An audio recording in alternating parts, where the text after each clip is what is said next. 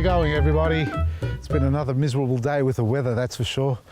Cold, blowy, rain, sun, rain, wind, giving me a headache. So I haven't done a lot of gardening, but I've come out to harvest now.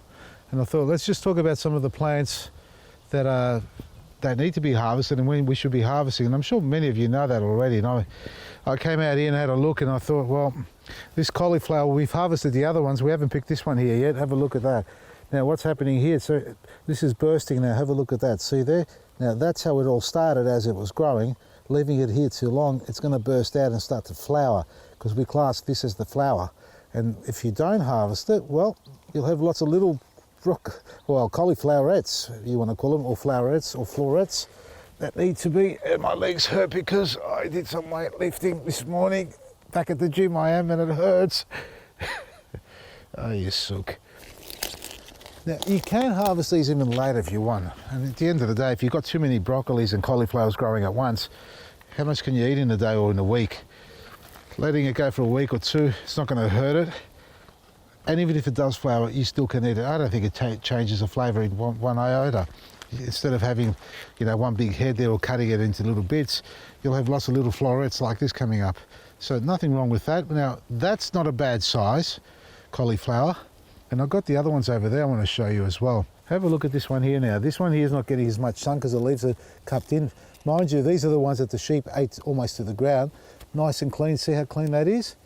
A little bit of discolouring starting to show because it's telling you it's time to harvest by comparison to this one. See how that's already burst out?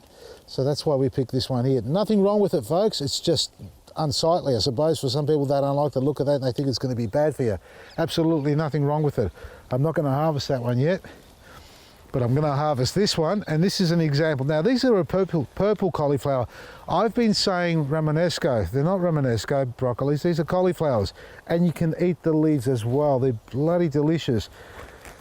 That has grown way too far. It's been left to over-ripen, but still, we're going to harvest this because you can eat every little bit. Just give me a second, and I'll show you what I mean. All this is delicious. There's nothing wrong. That's just the colour of it. It's a purple head. Oh, scrumptious. Now, the one I harvested yesterday, chopped it up into fine little bits. You don't have to cook this, you can eat it raw. It's actually better raw. And I chopped it up and mixed it up with all the other leafy greens, made a big salad out of it. That's huge. Now, this is what it looks like when you harvest it at the right time. See that there? That's perfect. Maybe just a little bit overripe. That's overripe as well. And that one over there is starting to become overripe as well. A little bit smaller, that one there by comparison, but still, there's so much here. Now, these are just the cauliflowers. Let me put these down because they bloody weigh about 5 kilos each. And they're all grown in our planting mix. That's all it is. Planting mix and a little bit of organic fertiliser, liquid fertiliser. Now, the kale as well, folks, it's starting to flower.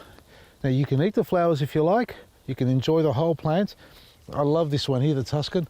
That's the flowers over there. What I like doing, you can see I've left a couple to go to flower because I find, if you want, you can collect the seed, but I find allowing them to flower at least 1 or 2 plants, let the seed fall down, and if you're not going to top dress it too much, whatever seed falls down will germinate on its own, and when it does, you're going to have multiple of these plants growing in your garden, and they'll be acclimatized to the habits of your growing and the microclimate as well. So these are doing wonders, and they were planted probably 6 weeks, I think.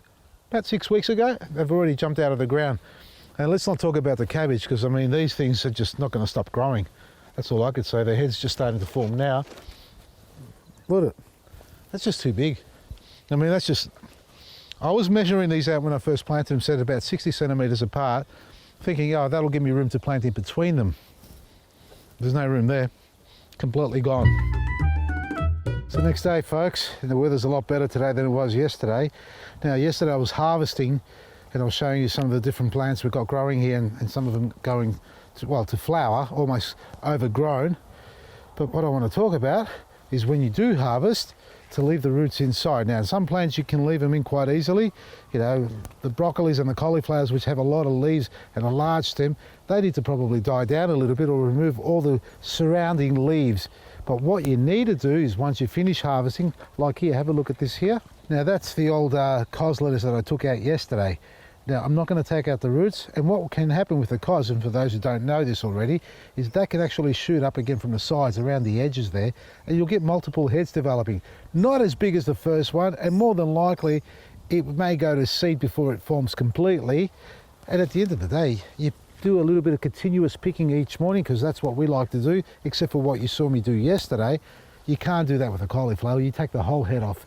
But with lettuce, you can pick on the outside. With spring onions, you can cut them down to the ground, as well with the leaves from a beetroot. You can harvest the leaves and enjoy them. They're just as delicious as the beetroot itself is. But what I do here is leave the roots in there, because they stay intact in the soil. The microbes will feed off that while it breaks down if it doesn't grow. But what you do is, wherever you've taken out, dig a little hole right next to the plant, like here. And I'm using my, I think this is called a dibbler. Well, it's a little, almost like a dowel. I dig a little hole and we pop in a new seedling. Now I know my good mate Craig's listening and watching, as we love reading his wonderful articles every morning. And as he'd say, as you walk around, for every weed you pull out, replace it with a seedling. Now these are, look at this. They sew them so close together, it's almost impossible to pull these apart. You can take this underwater and try and tickle it apart, but I think I'm going to get two here rather than one. So you dig a hole, and if let's say there was a weed here, we've taken the weed out and we're replacing it with a seedling. Or in this case, we've harvested our first batch of lettuce, the first one, and I'm replacing it now with another one like that there. That's what you should be doing.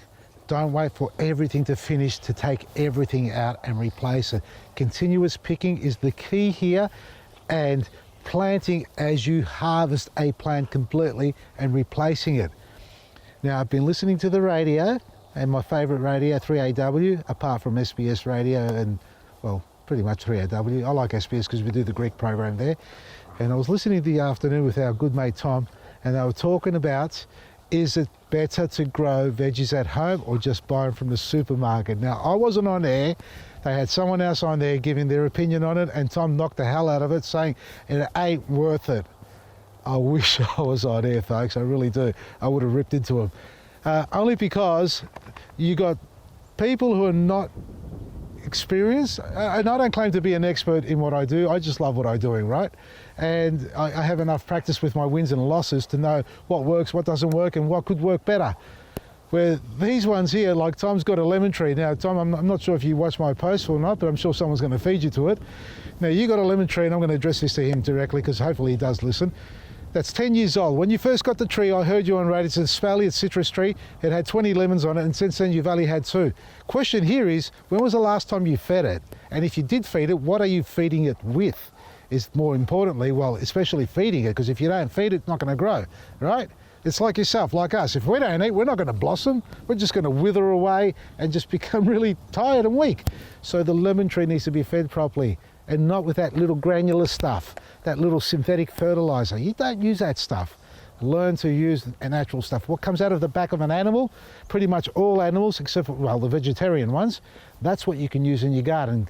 Give or take, understand what type of manure you're using and how aged it is as well. Feed the plant properly. And on the topic of, is it better to grow it at home? This is 1 square metre, not even. And we've got 20 plus vegetables growing in here. We've harvested 2 already. That's lasting us 3 or 4 days. So if I do 2 days on each plant here, for a family of 3, let's say, on average, that's 2 days by 20, that's 40, that's a month. That is 1 month of food there. That's, unless you don't eat anything else, you probably only got 2 weeks of food here. But remember, we replace it. That's what you need to do. This is what we're going to be practicing, folks. This is what the habits are going to become for us. So when we garden, it doesn't matter the size of space you have. It can be a small courtyard, you can have a raised planter like this, or just pot plants. Continuous harvesting and continuous planting. Don't try and plant 1,000 plants at once.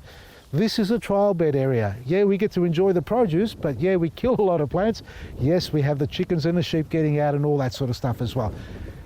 Get into the habit of growing your own, because I can guarantee you that your food is better by value and nutrition than anything you find on a supermarket shelf. Anybody who can prove me otherwise or thinks otherwise and can prove that, as well, that's what I'm saying, please feel free to share a very diplomatic approach to this so we can debate it properly, because we really got to get the message out there that homegrown is better. From the garden to the kitchen. That was my first book I wrote about 20 years ago. From the garden to the kitchen. That's the walk. Not from the garden to the supermarket, to the driveway, maybe to the kitchen, then back in the fridge, and then 2 days later on the table. It ain't gonna work like that. From the garden, straight into the kitchen, consume what you can for that day. 2 days the most if you put it in the fridge, but you've got to prepare it. Okay, that's all I gotta say. Check out our website, vasilisgarden.com. My little rant there for a second, but I'm sure you'll all understand what I'm talking about. vasilisgarden.com for all the good products that you need for your garden. From me, Vasily, Adesi.